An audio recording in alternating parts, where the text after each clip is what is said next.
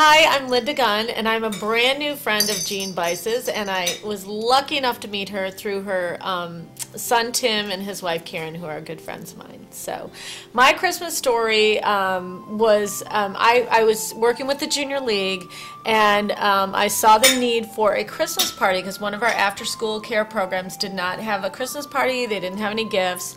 So at the time I was working at Bloomingdale's, and I went to Bloomingdale's and I did a toy drive in the store, and I worked with my team. Instead of giving them Christmas gifts, I said, I'm going to donate this Christmas party. And I was able to get a deli to come in and bring turkey and stuffing and gravy, and we rented a Santa suit, and I had one of the guys that worked for me, he was Santa. So it was really thrilling because we got to bring Christmas and Christmas gifts to children who otherwise would have had nothing. So it was a really special Christmas for me.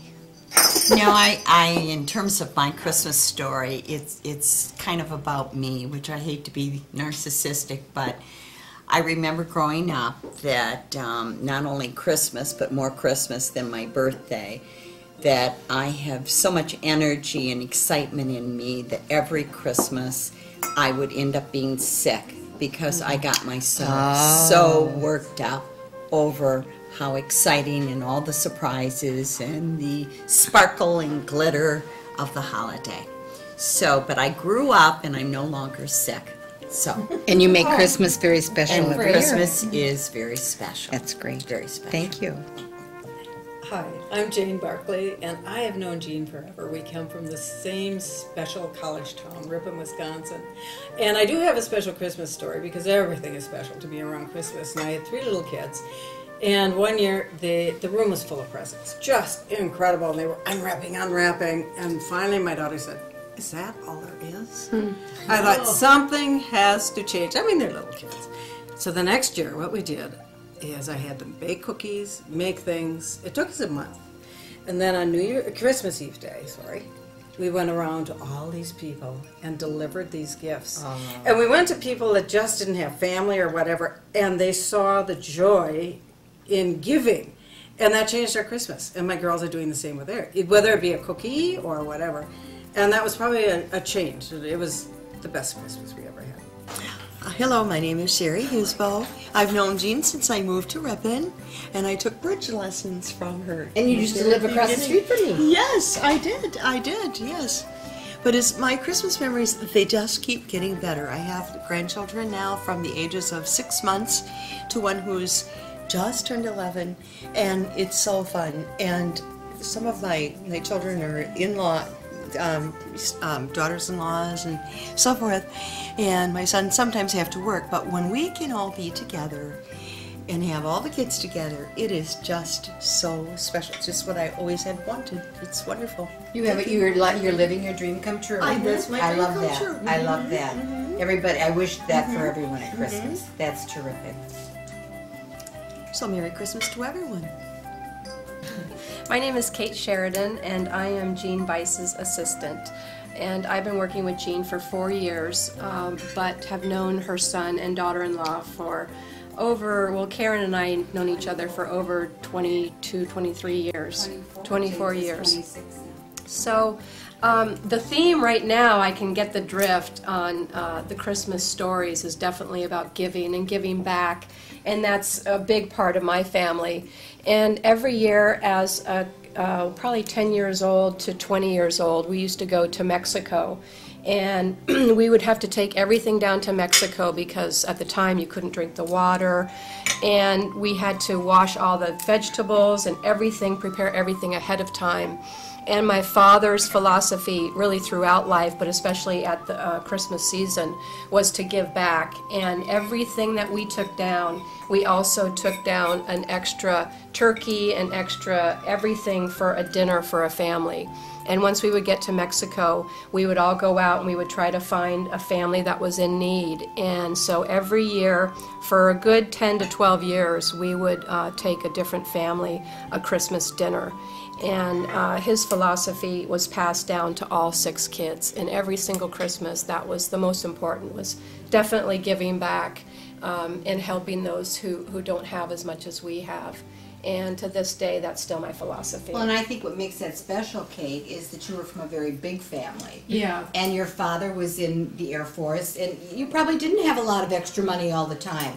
So for your family to do that, you kids gave up some presents along the way to do that. Yeah, and it wasn't even a hardship. For Right, us, it was right. just, It was just it. that was the philosophy, and that's what he passed down to us, and that's something that I've taken from Great him. story. Yeah. Great story. Thank you for sharing. Hi, my name is Paige Hammett, and I have been working for the Quacker Factory about 3.5 years. I was doing their bookkeeping, and then in the last year, I guess starting last November, I had the chance to meet Jeanne, and she needed some help here at the house, so I've been working here almost full-time for the past year, and it's been very fun, and I've enjoyed it very much.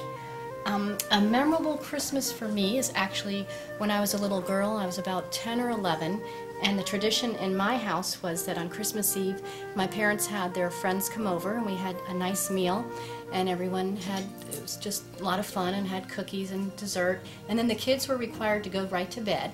And I remember going to bed with my sisters and brothers, and we could hear everybody out in the kitchen still laughing and having a good time. And then we would try to stay up as long as we could because, of course, we were waiting for Santa Claus. Well, as soon as it got quiet and all of the guests left, my parents came in to check on us. We were still up, and they said they were going to bed, hoping that Santa Claus would come, and they needed to hurry and do so. So they went off to their room, and as soon as they did that, we went running out to the family room to see if Santa had come yet, and he already had. And we were very shocked because we didn't know how he did that, because we were out, in and out all night long, and the entire room, we had 4 children, was filled with presents, and we just couldn't believe it. And years went by, and we just thought, well, okay, there's got to be some, you have to believe still, no matter what age, because things are real. You have to have faith and believe in Christmas, and that's my memory. And I don't know how that happened. You know what I thought you were going to say? And the 4 of us just sat out there and opened all of our presents all by ourselves. And we just couldn't figure out how it happened, Did because you just pick up and go back to bed? we just talked about it forever. How did that happen? Because they were, It's magic, they had gone, it was right? magic, so It's it was magic. magical Christmas, and that's the And he memory. comes magically down your chimney without you Yes. even knowing it. Yes. Oh, I think that's a great story. And you still believe? I still believe. Do you believe you're going to have your own house by Christmas? Yes, I think I will. My name is Beth Fulton, and my Christmas story and my friendship with Jeanne goes hand in hand. It will be 26 years this Thanksgiving that I moved to Florida, and I moved to the building where Jeanne and Marianne, another friend, lived.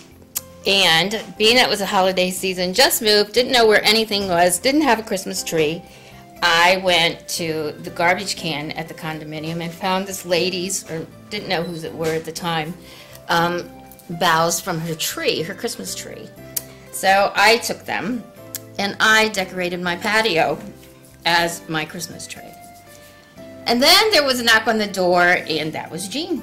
And she wanted to know who stole the remnants of her Christmas tree. And that was my beginning of my friendship with Jeanne. May I point out, they were not in the trash. They were next to the trash. I was carrying, I was a brand new widow. I had to schlep this tree up 5 flights of stairs. I was coming down to get my greens, and they were gone. And I'm sitting down there going, where are my greens? I look up, I'm going, there are my greens. And I'm shouting, hey lady up there, hey lady. And I finally went knocking on the door, and we've been friends for 26 years. I love that. What a special story. But don't trust Beth with anything, because she'll take us.